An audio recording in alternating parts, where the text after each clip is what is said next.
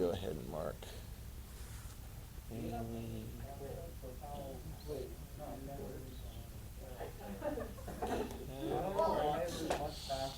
Okay, good morning, ladies and gentlemen. Have touch, please. All quiet, please. Thank you. Go ahead and take out your notes. We're going to continue on with the Chinese Civil War. In one of the classes yesterday, I got into the Spanish Civil War. The other class, we didn't. We were still like wallowing around in the Chinese Civil War aspects and so forth. So either way, we got you queued up for either one. Next week, we'll be focusing a lot on the Chinese Civil War. Excuse me, the Spanish Civil War, which is, oh my gosh, that is crazy. Oh, there she is. That is crazy, crazy, crazy stuff in which this will really blow your mind because you have to really sort of like, when you hear a term like, let's see, which political party is Donald Trump? The Republicans, when we get to the Spanish Civil War, will be in an alliance with the communists, so. And the anarchists, yeah. So sometimes you're going to have to look and go, what? And so when you look at a particular place, Spain, you'll have all kinds of different people on one side and all kinds of different people on the other side, and one of them is going to have a clear victory. Yes. So after that, I'm actually looking at probably a test before the break on this unit, and it'll be a 70-point test, lots of lovely details matching, true, false, you know how that works, so. Questions on that? All right. Too bad. Okay. All right, let's go ahead and stand for the pledge. Okay. Let's wait till Haley gets her shoes tied. Are you ready? All ready to go? Okay, the shoe can remain untied. Ready, begin. I pledge allegiance to the flag of the United States of America and to the republic for which it stands, one nation, under God, indivisible, with liberty and justice for all. All right. I don't have any announcements. Any announcements from any of you guys? New? Yes? Spring break is coming up. Not after next week, but after the week after that. And just as a reminder, you guys know how it's going to work after the break. Miss Sanderson's getting all the scheduled things sorted out and so forth, and then we'll send to you guys. I've already indicated to you that on your A day, will be 90-minute periods, B day 90-minute periods. Lunch will be back to normal, decent length. Yeah, no, I mean that'll be good. So for those of you guys who how many of you guys leave campus for lunch? Yeah, it's a bit of a rush, isn't it? Do you run into Eagle or Rocky traffic too? No, they're at a different time right now. Okay. Hopefully they'll be not at the same time as you guys. But you'll have some extra time then for lunch. And yeah, we'll be in good shape. We'll be able to in that time period. Let me see, April, May, June, July. When does school end? August, yeah, there we go. We'll be able to get into our World War II unit, and then we'll be able to get started on the first part of the Cold War. Yep, that's how it works. Okay, guys ready? You can still stand up if you want to, if you're comfortable. But we're going to take notes on China. You ready? Okay, let's do this. China, China, China, China, China. All right, where last we left off, China had lots and lots of different provinces.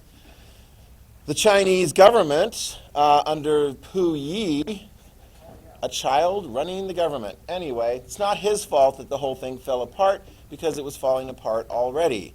Who were the most powerful entities in China at the beginning of the 1900s? I'll give you three choices. 1, the national government. 2, local warlords. 3, outside powers. And there's 2 correct answers. Exactly. Very good. Okay. The national government was very, very, very weak. And so Haley, who was the person who's yeah, we've got a republic, but the republic is useless. We need a real republic. We need a strong nation. We need to organize and have a military that's going to overthrow those warlords who are in close cooperation with those stupid foreign devils. I mean, literally, they call them foreign devils. The Chinese word was foreign devils. And they would refer to them behind their back usually because the foreign devils were pretty powerful in those various different areas. Who was the guy that organized the initial stages of let's get power back to the Chinese people? The sooner you look at your notes, the sooner you're going to get the answer. The sooner, yes? Yeah, Sun Yat-sen, very good. And make sure you have this in your notes. Sun Yat-sen is going to be one that ultimately the two sides in the Civil War, communist and nationalist, they both look up to him. And he will be the early organizer of that cooperative effort to bring back power to the Chinese people. But, Maya, is he more of a communist or a nationalist? He's a nationalist. Absolutely. He's the original nationalist person. So, Maya, who does he like more? Chiang Kai-shek or these guys, Zhou Enlai and Mao Zedong?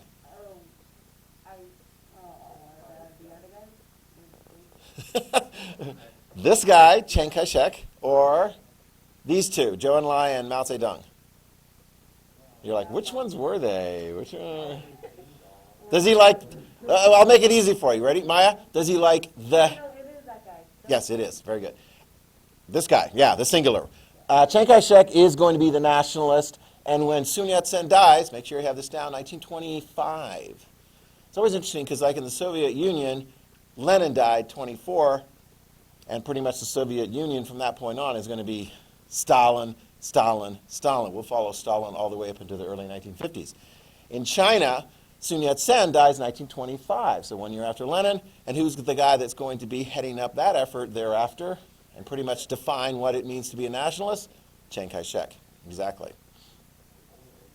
So, I'm kind of curious, Garen, why, is there any difference between nationalists and communists in China? I mean, if they all want to get the warlords out of power and to get the foreign devils, the Westerners and Japanese and so forth, and bring back power to the Chinese, what's the difference between a nationalist and a communist?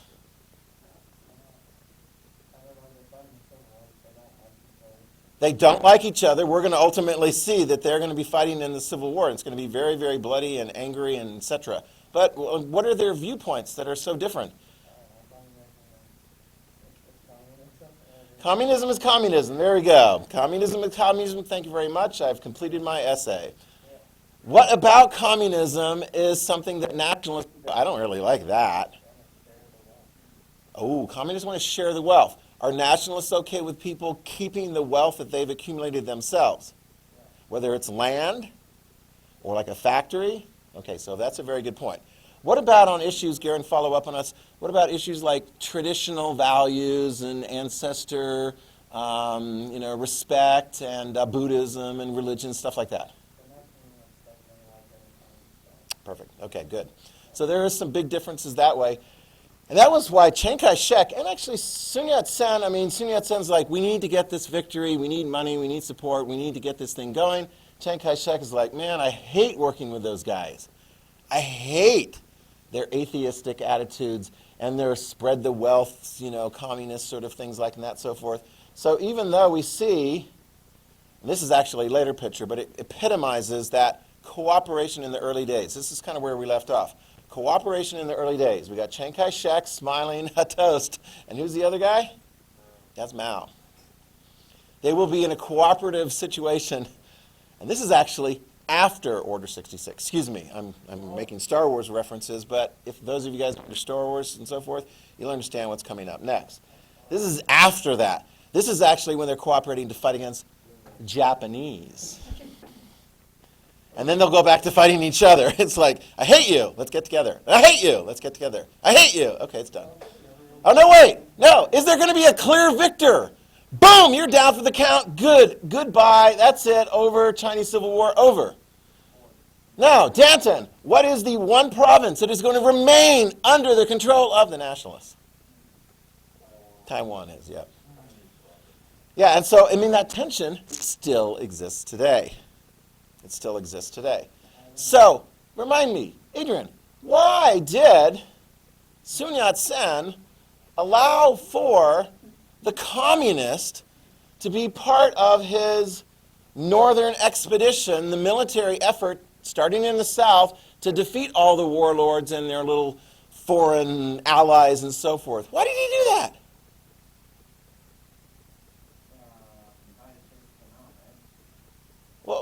mean, why? Look, that's okay. Raise your hand. Anybody. Why did Sun Yat-sen say, oh yeah, these guys, and there's a relatively small Communist Party grouping, mostly sort of organizing factory workers in cities. It wasn't really big at the time. Well, of course that was the goal. They were going to defeat them. But why let these guys on your team? I mean, seriously, why let them on their team? If you're doing a pickup game of sports and so forth, and like there's somebody like, well, that's going to not really add a lot to our strength. I mean, is these guys actually going to be like making a big difference carrying the guns and so forth? Because they needed help from Russia, and Russia was just to bring the time. So what are the Russians all about at that time? They're communists, yeah. Right? And why wouldn't like the United States or Britain or France or Belgium or Japan give help to these nationalists?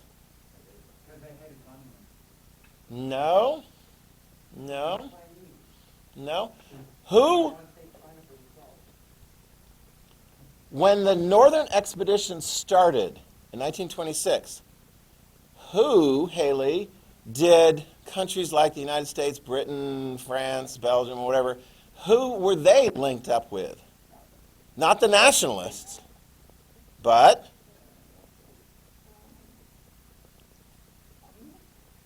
no. This is not, you actually answered it, or no, you answered it. Austin answered it right at the get-go. Okay? Who had the power in China in the early 1900s? And I gave you three choices. A national government, and he's like, nope, not going to go with that one. He said warlords, right? And that was a correct answer, local warlords, a whole bunch of them. And then Austin, what was the third group that had real power in the early 1900s? Exactly. So if the foreign powers already have power over what's going on there, why should they invest in someone who is going to fight to kick them out? Got that? Exactly. They've already invested in it, right? I mean, how many of you guys would be like, I don't know, there's an election coming up and I'm going to contribute money to both campaigns?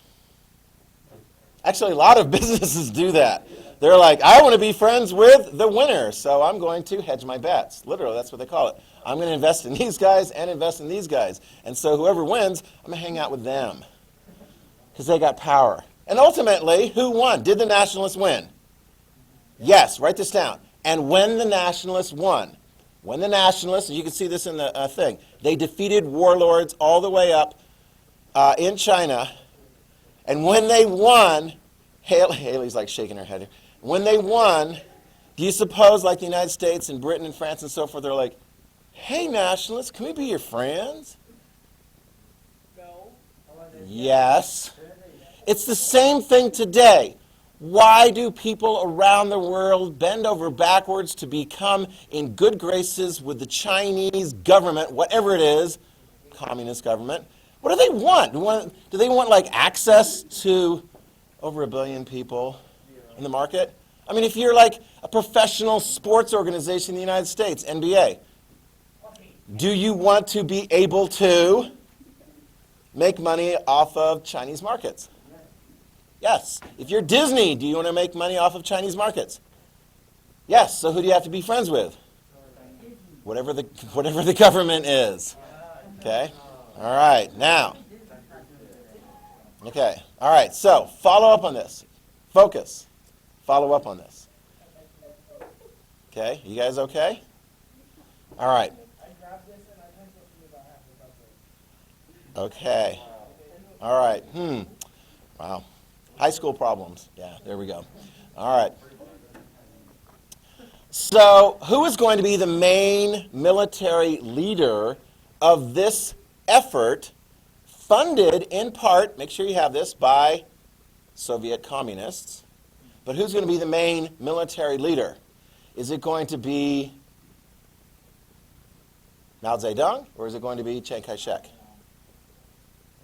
Chiang Kai-shek. Who was the biggest component part of that effort? Chiang Kai-shek's folks. So now here we go. New stuff. Okay, new stuff. April, what did we say? April 12th? Okay. 1927. By April 12th, 1927, the Great Northern Expedition is going really well. The armies that have been organized in the south are moving. They're defeating warlords. And they're ultimately, by the time we get to 1928, they will have taken Beijing. They will have gone from the south all the way up to the north. They pretty much will have won. The Western powers will not have that warlord alliance going on anymore because the warlords will be defeated. And the nationalists will be in power. But it's an interesting thing because as they are approaching victory, Chiang Kai-shek makes a very important decision part way, actually most of the way, in April 12, 1927. And it occurs in the city of Shanghai, right in here. Okay? In Shanghai, the local communists, write this down, the local communists helped to overcome opposition within the city of Shanghai. All right? And make sure you have this. Lots of Chinese from all walks of life, factory owners and peasants, and just a lot of Chinese were glad to see this change. So there was a lot of support. So the local communists in Shanghai, April 12th, they're going to have a big party. Why? Well, because the Nationalist Army is coming into Shanghai. And the Nationalist Army, how much fighting do they have to do? No, they don't have to do anything. This is going to be a big party. We're like, hoo-hoo, let's hear it for this cooperation. The Chinese communists are thinking, yeah, if it wasn't for that weapons and so forth from our buddies in Russia and the Soviet Union, we would have not necessarily had this victory. And of course, the nationalists are thinking, yeah, well, you know, we did all the fighting. What's going to happen on April 12th, 1927? For those of you guys into Star Wars, it's Order 66. Can someone explain the relevance of Order 66 and how this might tie in? Go for it, Jeremiah. Give the context in Star Wars. What is going on in that story at that time? Clone Wars at the time. Who's involved in the Clone Wars?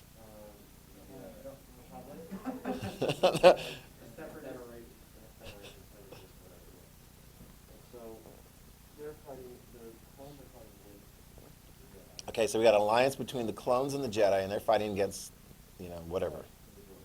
Yeah.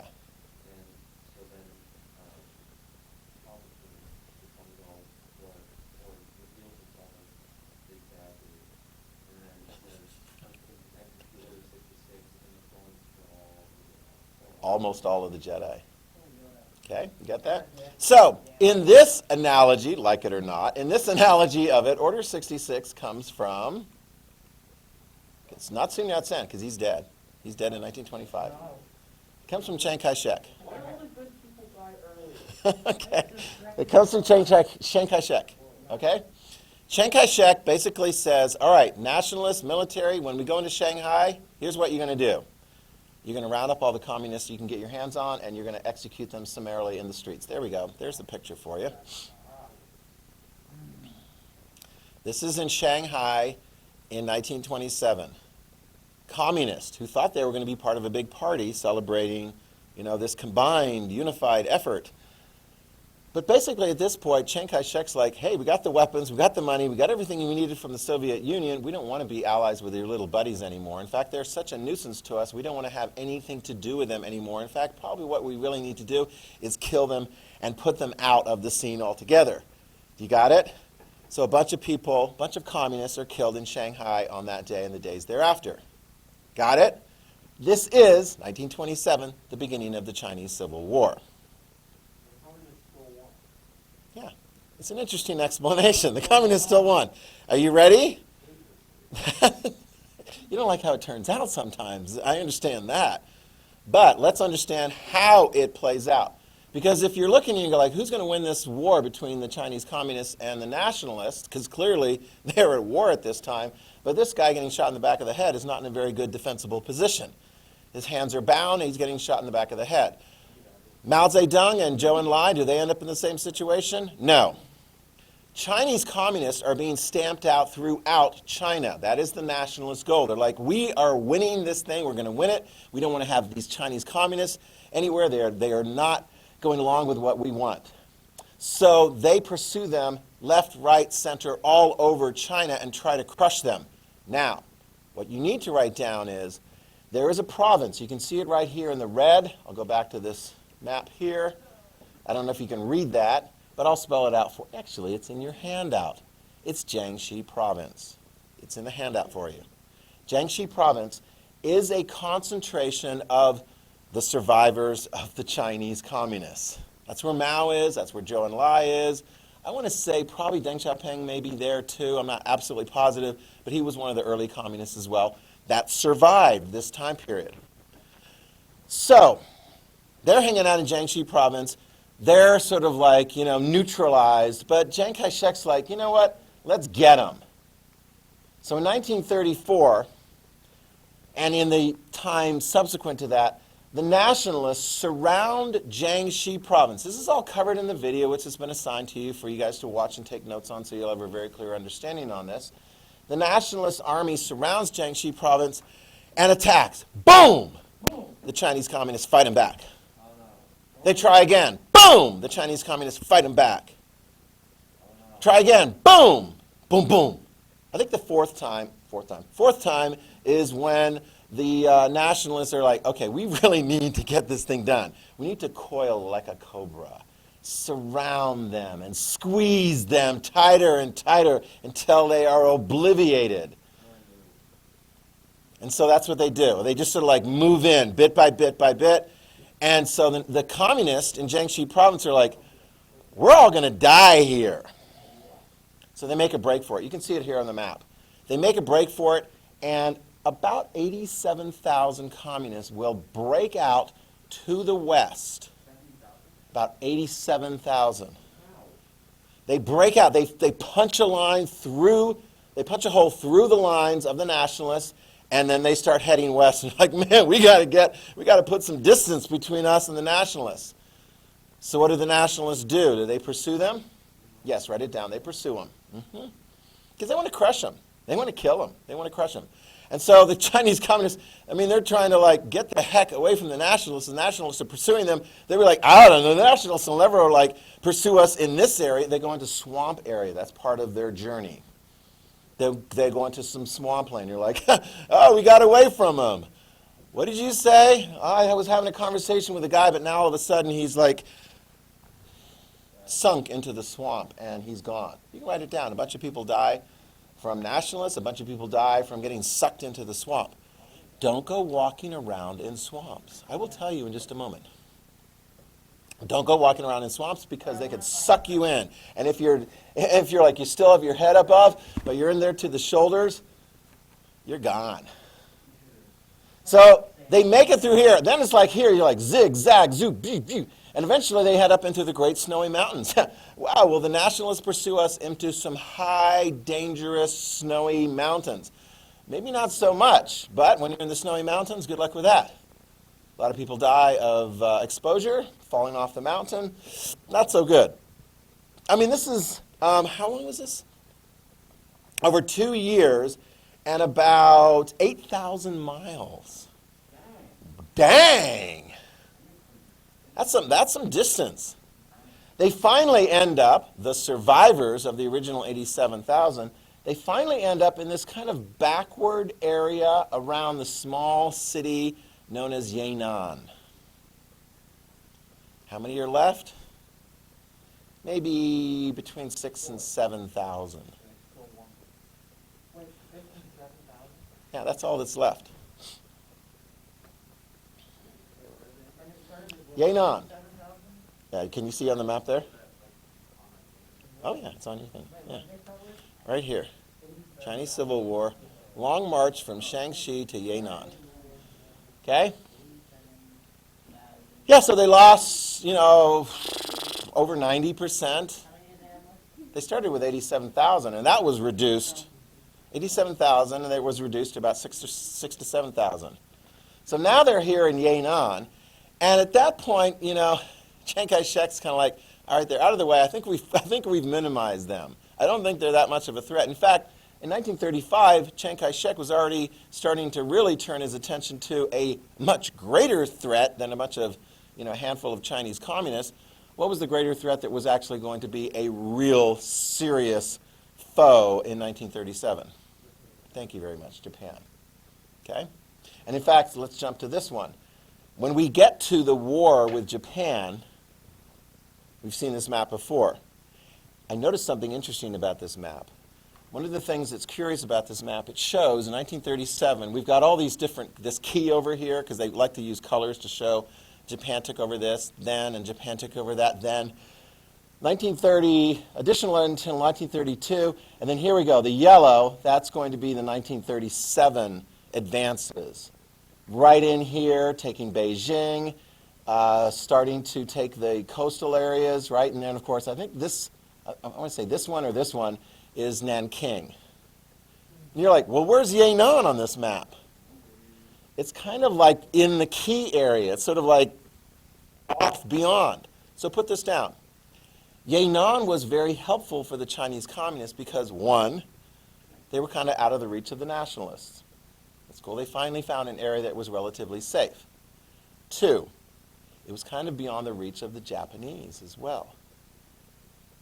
So we're starting to get to some of the reason why, how did the Chinese communists end up winning this thing? There's only 7,000 of them. At that time. At that time. By the time they ended the Long March, there was only that many people, but they're going to, when they finally really start having success, it's going to be like almost 12, 13, 14 years later, after World War II. So a lot of things are going to happen between those dates. So they're beyond it. Make sure you write this down. When the Japanese attacked, the communists will help to fight them off a bit, right? That's where we actually have this toast. This is like, let's agree. I know you hate me, and I know you'll shoot me in the back of the head if you have an opportunity, given the first chance. But right now, let's team together and fight the Japanese, Chiang Kai-shek and Mao Zedong. But who do you suppose, Evan, who do you suppose is going to end up bearing most of the responsibility, most of the brunt of taking on the Japanese army? The nationalists or the communists? Exactly. When we saw the Rape of Nanking video, which was the army that was fighting the Japanese in Shanghai? The nationalists. And they fought tough, but they lost. Which was the army that surrendered in Nanking? The nationalists. And what happened to them? They got killed. Yeah, they didn't realize what was going to happen. Yeah, I know. I mean, and you can write this down. As we go through this long fight with the Japanese, they're going to be increasingly demoralized. It is a very, very tough fight to go up against the Japanese on land. It is going to be very tough. The Nationalist Army will go from, it really is, it's quite a contrast. Because the Nationalist Army during this time period is like, we're motivated, we're fighting, we got the people behind us, this is great. Who are our enemies? A bunch of stupid, half-hearted Westerners and some local warlords that really don't have the support of the population. Woohoo! Great Nationalist Army in the 1920s. As you start to get in the later part of the 1930s and into the 1940s, write this down. Nationalist Army, when they go to bed at night, a lot of times their legs are strapped with rope. They describe it in the video. They're strapped with rope. Why do you strap a bunch of soldiers' legs with rope at nighttime when they go to bed? So they get up and leave. A lot of defections. Exactly. The morale of the Nationalist Army by the time that World War II is over is way low. Way low. Even though, it's ironic because did the Nationalist Army win World War II? Technically, yes. They're on the winning side. Yeah. Japan loses. And yet, guess what's going to start up again right after World War II? The Chinese Civil War. Meanwhile, let's go back and look. What about Mao and his 6,000 to 7,000 people? One thing you need to know about this. This is a poster that was done by the Chinese after the fact, and it looks back at the Long March as a victory. Write that down. It's one of those historical things that's looked at as a victory. You're like, seriously? Most of your guys were dead in swamp or mountains, and you call that a victory? Here's some things that happened in the Long March. One, very important. Mao would become the unquestioned leader of the Chinese communists. He's going to lead them in those difficult times, and no one will question him afterwards, or if they do, they're going to be in a lot of trouble. Okay? He's the one that kept them together, that kept it going. Way to go, Mao. Okay? Before that, there was some contention and like who's in charge and this and that and so forth. By the time they get to Yanan, it's Mao that's in charge. Okay?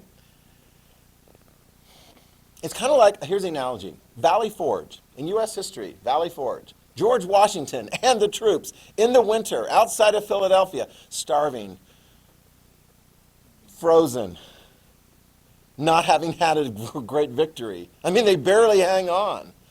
And yet people look back and they're like resilient. They stick together. They hang together. And they have a couple of really key victories. George Washington and his men cross the Delaware. Remember that one? Cross the Delaware. Sneak up on the partying Hessians, the mercenary troops that the British had hired. And we beat them. And then it's like some more victories. I mean, some downturns and so forth. But they got through that. And that's how the Chinese kind of look at that long march.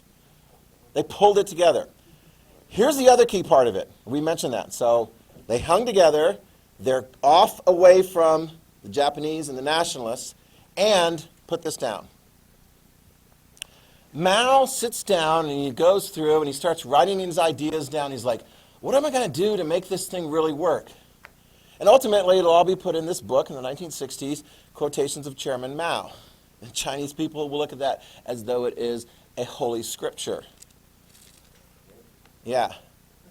This is what we cover in the senior year when we talk about struggle meetings. Yeah. Mao is never wrong.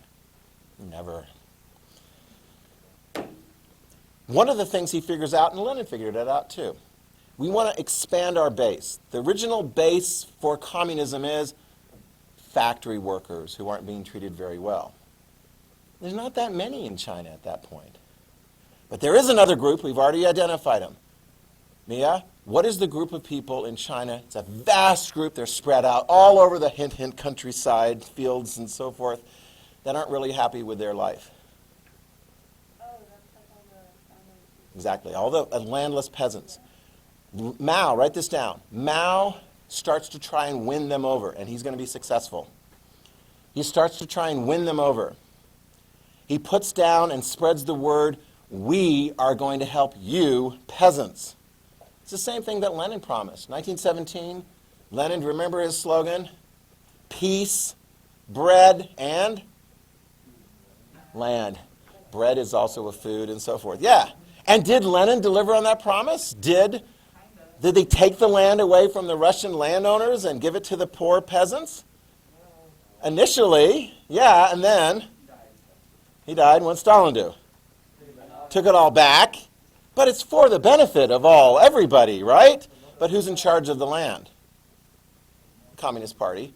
Mao's going to do the same thing. You go ahead and write that down. When Mao and the communists ultimately come to power, they're going to take the land away from all the landowners. And they'll give it to all the peasants. And the peasants are like, yeah, promise fulfilled, yeah. Woo! I knew I was supporting the right guy. Although eventually, and then not too, probably within, I want to say, maybe 10 years or so, the Chinese Communist Party, Mao, is going to go, you know what would be better than having you guys just, make all the decisions of the land? I'll make the decisions for how the land is going to be operated. Like that could never go wrong. Yeah, some of you guys are going to learn next year. There's a little thing in the late 1950s, early 60s. It's called the Great Leap Forward. It's an economic, agricultural plan that Mao has. It doesn't quite work. It leads to man-made famine and 30 million people dead from starvation. Oh well. But they didn't see that coming. In these days, Mao builds more and more support among the peasants. And that will ultimately help him. Okay? So, let's get some critical details here. Okay? The Civil War basically stops, sort of, in 1937, although there'll be some friction and so forth. When the United States gets involved, what year is the United States going to get involved in the World War II in the Pacific and Asia? 1941. After what? After Pearl Harbor. The Japanese hit us when? December 7, 1941. And then we will be fighting in the Pacific, fighting the Japanese. Lots of our men dying on the beaches of little islands as we get closer and closer to Japan. And we'll also be sending advisors and so forth, whatever support we can, to the Chinese as they're fighting the Japanese, although they're mostly on their own. We're like, okay, communists and nationalists, come on, work together. And the nationalists are like, yeah, we're doing most of the fighting, thank you very much. Who beat the Japanese in World War II? Thank you. Write it down. America beat the Japanese. Did the Soviets beat the Japanese? Did the Soviets beat the Germans? We actually haven't covered World War II yet. Sorry, we're going to cover it a little bit just so that we can get the context of the rest of the Chinese Civil War. Oh yeah. If you want to like give credit for who did most of the fighting to defeat Nazi Germany, it's going to be the Soviet Union. Well more than half. What? Yeah. What? Yeah. Yeah, we did Normandy, they did Stalingrad, Moscow, Leningrad, etc. Anyway, so. And anyway, so the Soviets are busy fighting the Germans, and ultimately the Germans are defeated in early 1945. To understand how sort of things played out, we've got some different parts. When we get the end of World War II, which of those two forces, Chinese communists or nationalists, are going to be better rested, better prepared to move on and win the next fight? Well, we know who's going to win the next fight. The final stage of the Civil War, who wins it? Thank you. The correct answer is the communists.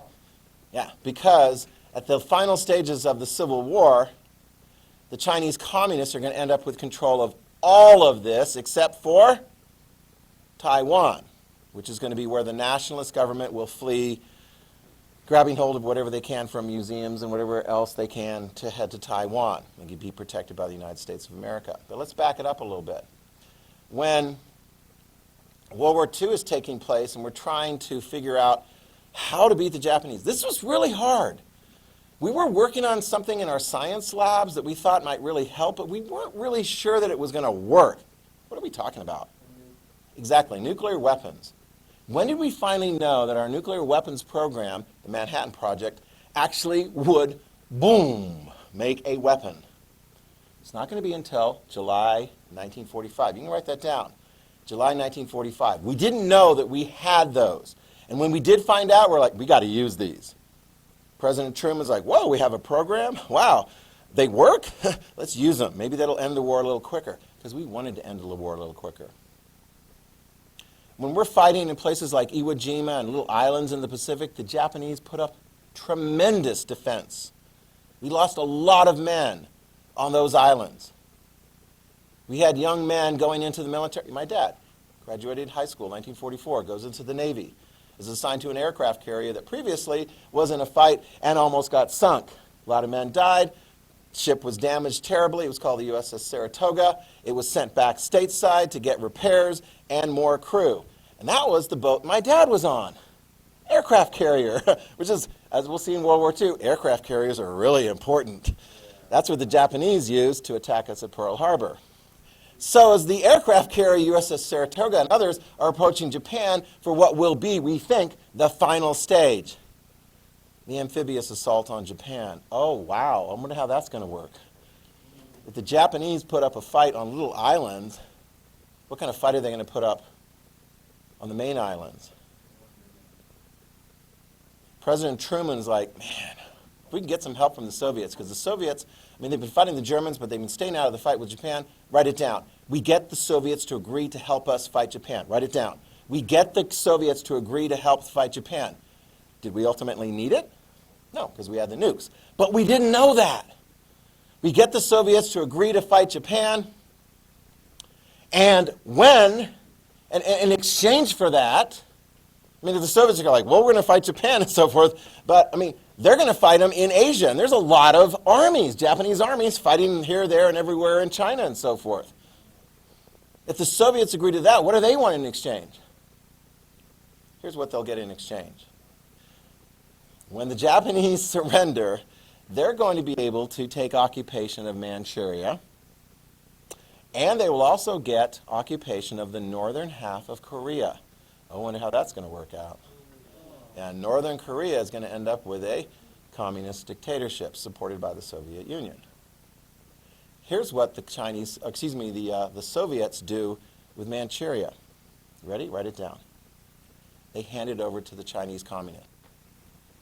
1945, when the war is over, the Soviets come in. The Japanese are like, okay, whatever, we'll leave.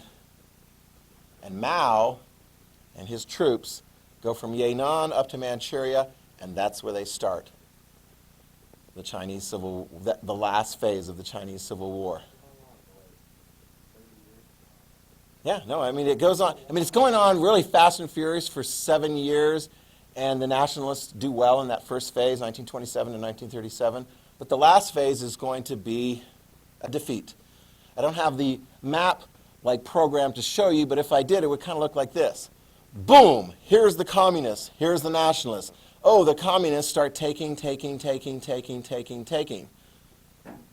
Write this down. More and more people in the Chinese countryside support the communists. Now notice this. If you're a Chinese peasant, what do you like, Jeremiah, about the Chinese Communist message? Yeah. Do you suppose the Chinese Communists focus on that part that is like Buddhism sucks and ancestor worship sucks? No, they kind of downplay that part. Because peasants throughout the world tend to be fairly conservative and fairly religious-based and so forth. So that part's going to be like, not emphasized very much. And it will be ultimately a devastating defeat for the nationalists. And write this down. In the last phase of the Chinese Civil War, this is where the United States really does try to help out and help the Chinese nationalists. And this is a shock to us. When we get to our Cold War unit, we're going to be like, what the heck? We beat the Germans, with a lot of help from the Soviets. We beat the Japanese, pretty much by ourselves, in the Pacific at least. And yeah, we got China and and oh my gosh, they lost? Oh no! Because we're in a Cold War status with the Soviets. And then, the biggest populated country in the world, boom, becomes communist. And still is. China is still communist. Now, they've gotten rid of the old economic theories of the government should be in charge of everything in the economy. That didn't work out very well, ultimately. You guys know the name of the guy who ultimately is going to come up with a better plan. Deng Xiaoping, who takes over after Mao dies in 1976. Doesn't matter whether a cat is black or white. If it catches mice, it's a good cat. Don't give me economic theory, just give me an economic theory that works. And what economic theory tends to work a little bit better at making a country stronger and more prosperous? Yeah, it's like, private ownership and things like that. So, yeah. Does that help explain a little bit better, Danton, how we went from this to the Chinese communists getting everything except for one province? It still is a little bit of a head scratcher. Watch the video. I think that's why I've assigned that to you. Make sure you watch that. I think you'll come out with a little bit better sense of how it all turned out that way. Okay? They tried. It just didn't work. Okay. All right. Well, that pretty much wraps it up. We'll do Spanish Civil War next time. So, what are we good? Wipe them down and head on out.